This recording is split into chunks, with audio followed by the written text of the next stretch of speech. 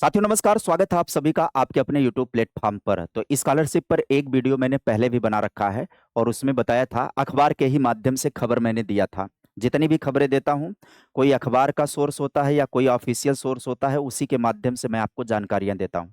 इससे पहले एक वीडियो बनाया था जो अखबार के ही हवाले से जानकारी दिया था, उसमें बताया गया था कि जल्द ही स्कॉलरशिप जारी कर दी जाएगी बचे हुए विद्यार्थियों की। अखबार में खबर आई थी और बताया गया था कि डिपार्टमेंट के पास पैसे की कमी नहीं है, पैसा पर्याप्त है, बच्चों को दे दिया जाएगा, स्कॉलरशिप बाँट दी जाएगी। आज एक बार फिर से अखबार के ही हवाले से आपको जानकारी नई देने आया हूँ, जिसमें बताया जा रहा है कि 36,000 छात्रों की स्कॉलरशिप अटकी, यूपी स्कॉलरशिप को लेकर के बुरी खबर। लेकिन ज़्यादा परेशान होने की ज़रूरत नहीं है, इसका निदान क्या है, वो भी इसी वीडियो के अंदर है। आइए समझते हैं, बात क्या है पूरी। बात ये है 36,000 छात्र-छात्राओं को अपनी छात्रवृत्ति का इंतजार है अभी तक।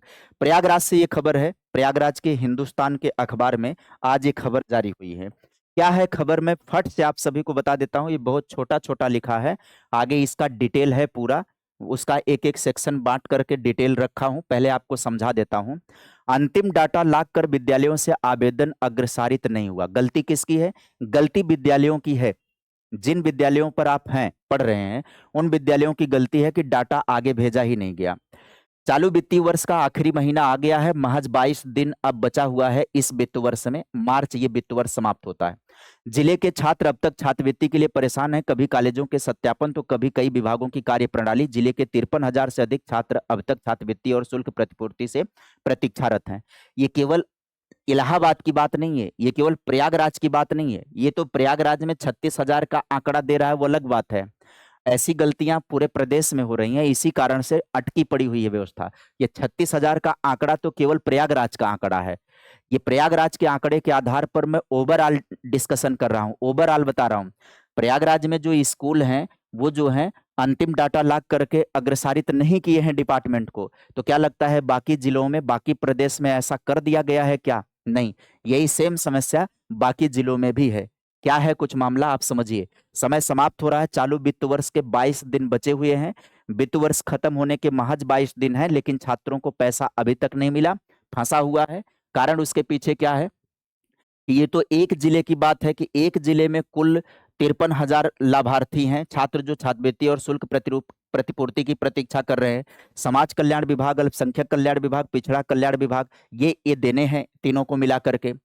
ऐसी समस्या हर जिले में आ रही है, हर जिले में ऐसी समस्या आ रही है।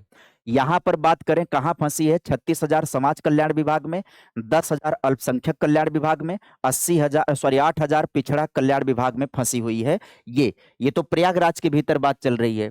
यही सेम समस्या प्रदेश के कई जिलों में भी है, जहां पर शिक्षण संस्थानों ने अंतिम डाटा ला करके आवेदन आगे नहीं बढ़ाया है और वित्त वर्ष समाप्त हो रहा है 22 दिन, मार्च के अंत तक अगर इन्होंने भेज दिया तो सकुशल स्कॉलरशिप जारी हो जाएगी।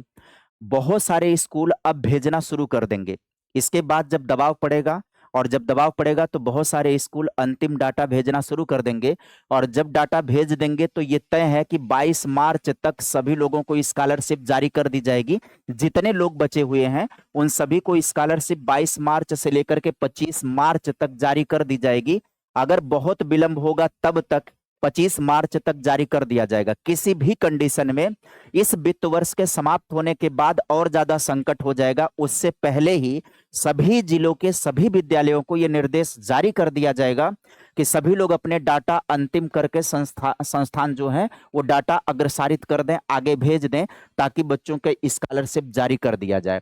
तो इस खबर के माध्यम, अच्छा विलंब क्यों हुआ उसके पीछे का कारण भी आपको समझा देता हूं।